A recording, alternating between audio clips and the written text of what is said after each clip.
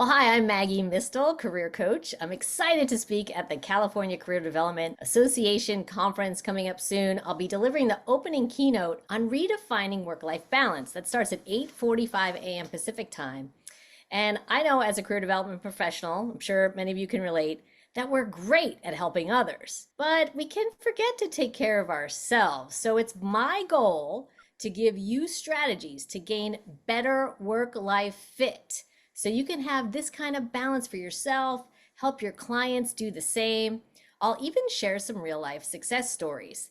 Interestingly enough, 85% of companies that offer work-life balance programs for their employees report an increase in productivity. Yet many employees still think flexible work-life balance isn't even an option where they work. So in this session, I really want to empower you to create work-life balance wherever you are. We'll go over some best practices. We'll reflect on what's working and not working about work-life balance where you are. And we'll talk about successful pilots for people who didn't have work-life balance, but were still able to obtain it. So grab your cup of coffee and start your day with me. Meet me at 8:45 a.m. Pacific time to kick it all off. I'll see you there. Awesome. Maggie, thanks so much. We have some time for questions here. The whole PD committee is on this call, so you're going to hear from us. Maggie, in your title, you call it redefining work-life balance. What would you say is your definition? How has it changed? What is it? Wow. Well, you heard me mention work-life fit. And it's interesting because I learned doing in my own career, interviewing experts for my own podcast and different things that I do, is that we can talk about balance in this 50-50 kind of all or nothing way. And when I heard the term work-life fit from Callie Yost, it's more about what fits your life at the time. So I am a working parent. My son is now 13, but he was also born 3 months early, right? So he was a really tiny baby for a long time. And my point being, my work-life balance journey throughout his life has changed so much, right? What was work-life balance slash fit when he was little is so different than where he is today. And even in my own life before I had kids, when I was single, what that looked like changed all the time. So I guess what I'd encourage people to do is think about what works for you now, because it might even not even be what worked for you last week, right? It's okay to change our definition. And that work-life fit term for me is much more apt. So we'll be focusing on that. Tell us what's most exciting to you about presenting on this topic. Well, it forces me to focus on it. That's not the only reason, but it's funny how we can all get lost in busyness. And it kind of hit me when I'm like, oh, because I have my own business, I work for myself. I'm like, business is busyness.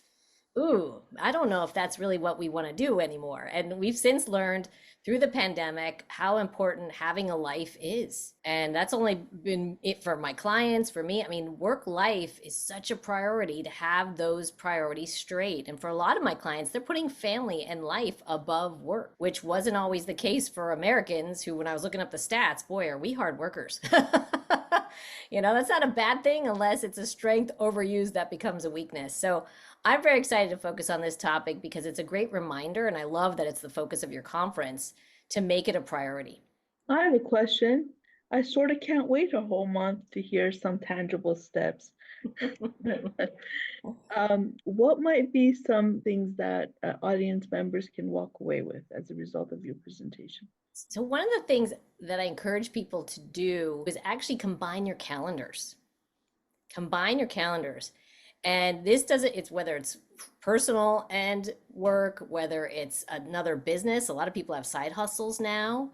So you might want to combine that as well. Like basically putting everything you're doing in one place is really eye-opening, right? And you start to realize why you do or don't have work-life balance when you do that. And so if there's one step you want to take between now and next month, that's a good one. Just put everything together and see what's clashing, what's working well, and how you might make adjustments.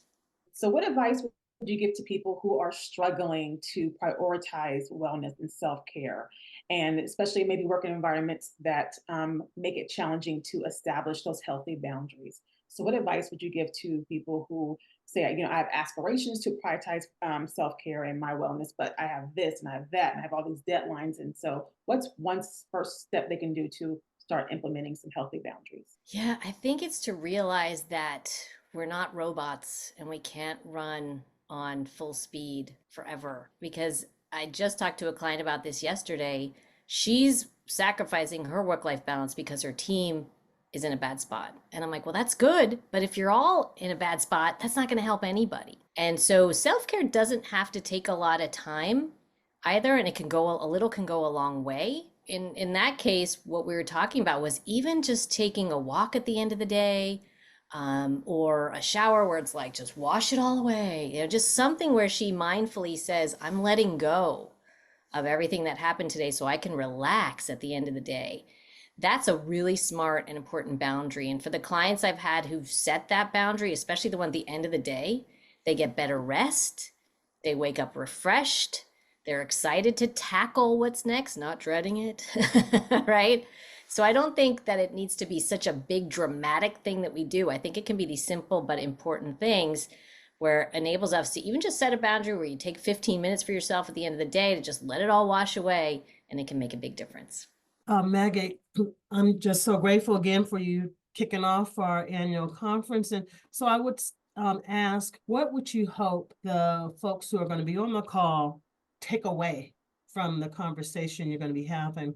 Yeah, I thought a lot about this, Cheryl, because what's been great is Edna has briefed me, I think, quite well on what is happening to the career development professionals, not only in California, but throughout, right? Everybody's expected to do more with less. Some flexibility has been seemingly, dialed back, right? And it's like pressure and stress. And it can feel like we're powerless, right? Or that we don't have freedom to do what we need to do, or that we're failing, even if we're working really hard. Like there's a lot of negative, I think, feelings that can come from that kind of pressurized position. So what I hope people come out of this with is a sense of empowerment and through skills and strategies that have worked for others, so that they don't feel like they have to just sit there and just take it or cope. I mean, coping strategies are great and all, and we'll have some of those, but people have a lot more power than they're utilizing.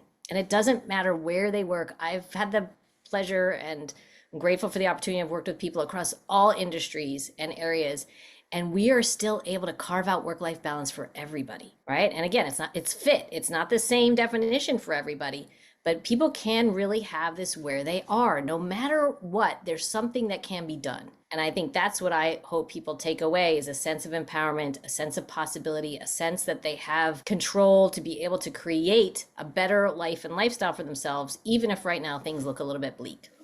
I have one other question you can answer. You don't have to answer it. I'm curious, how do you in your work address some of those common misconceptions of work-life balance? Can I have an example? The idea of hustle. You got to hustle, constantly hustle. And if you constantly hustle, you'll have more money, and then you'll have more success, and then you'll be able to take the right, like they have their own vision of it. But things like that, where we learn something from society, from other people. How do you deal with that in your work with your clients? Great question, Rick. And I appreciate you bringing it up. So yeah, that's, to me, it comes down to the values that we have individually, right? Not everybody has the same values or is even motivated by the same things.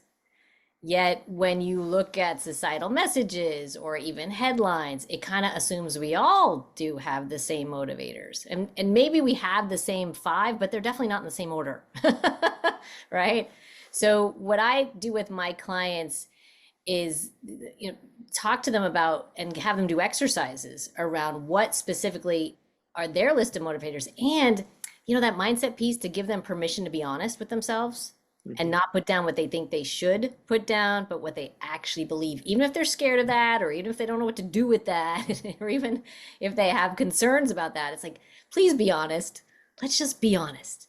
What is it that really motivates you? Not your parents, not your whoever else, teachers, etc., friends, not your idols, but what motivates you?